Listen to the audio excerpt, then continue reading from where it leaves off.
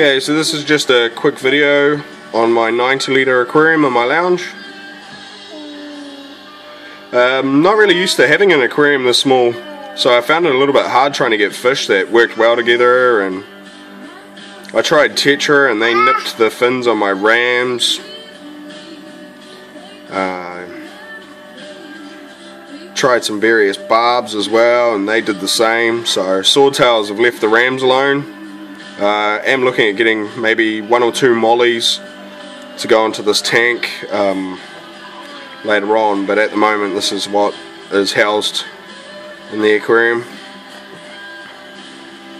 Pump system on this aquarium is the wet dry system, runs through the top of the tank. It's AR620 Aqua 1 aquarium. In this aquarium I have a male sword, hyphen sword. There's also 2 female hyphens and 3 normal female swords as well. Various colours. As you can see, there's a mottled sword up the top, black tail sword down the bottom there, and that's the big female you can see just sitting in the tunnel there. I also have a red tail black shark in here. Absolutely love those fish. I strongly suggest having one in an aquarium. My big male Bolivian ram, he does have a blind eye. He was purchased like that from Hollywood in Albany. They got him in like that, and I kind of felt a little bit sorry for him, so I grabbed him. Also have 4 curly loaches in this tank, just the normal banded curly loaches, along with 2 bronze cories and a butterfly pleco, which is similar to a tiger pleco. It's just got like a little bit of a fluffy hair kind of sign on the outside of it, and the thicker bands as well.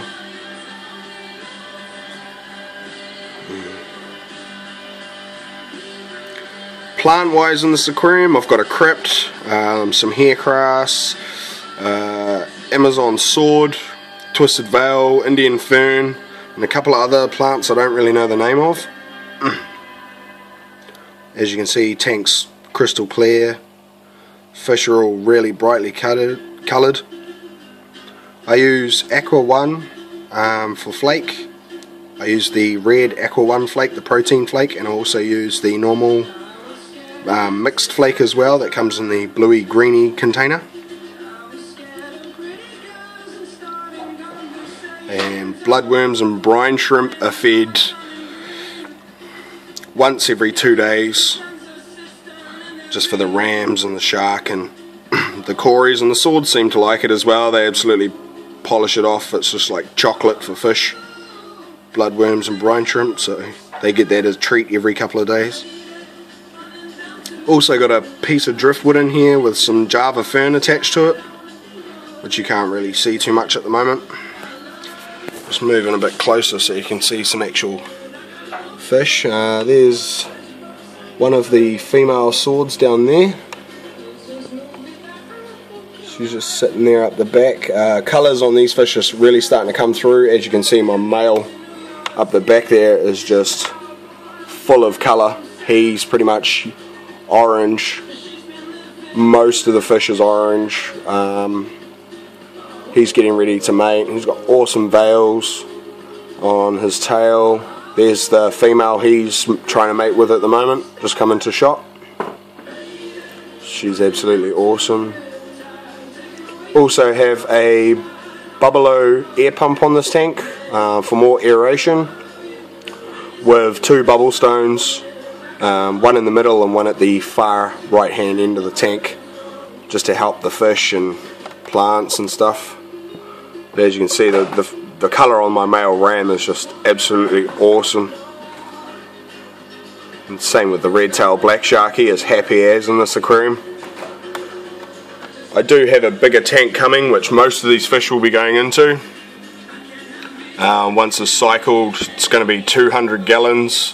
Once I've sold off the fish that I have in this aquarium or given them to a friend of mine, that tank will be getting filled with American cichlids. pH on this aquarium is 7 for pH level. Ammonia is 0, with nitrite being 0 and nitrate being 0. Sometimes nitrate, at the moment it's at 10 ppm, so I've got to just keep an eye on that at the moment. But 10 ppm, sorry, is relatively normal and easy. Normally if your nitrate's really low, your nitrite or your ammonia will be a little bit higher. In my experience, I'd rather have a higher nitrate than high ammonias and nitrites. Those are the two that normally cause fish to die off or get diseases. Also, you can get sorry, I saw my male was sitting out in the open up the back there. Also pH fluctuation in pH, like decent fluctuation in pH, can also cause problems with fish and lead to stress and diseases. There you can see his colour right there. It's absolutely coloured up, eh? Love him. He's my big boy. Had that fish for 4 years in this aquarium. He did share it with another male of mine, which I got rid of. When I introduced the females to the tank, I wanted to see which one of them was going to become the dominant, and sure enough, the big boy pulled the colour and got the girl and pushed every other one to the outside of the aquarium. There's plenty of territories in here though for them to set up. So, high fin female down there. There's the other high fin blacktail female up there in the corner. Just coming into shot now. Mottled. With my water changes, I just use a prime to get rid of any of the chlorine in my tap water.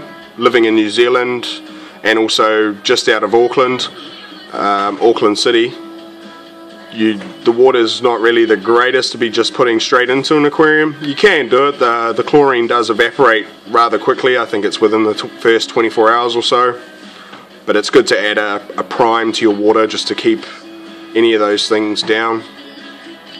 I will do another video on this aquarium, so stay tuned, and I hope you like this video, and feel free to comment on it at any time.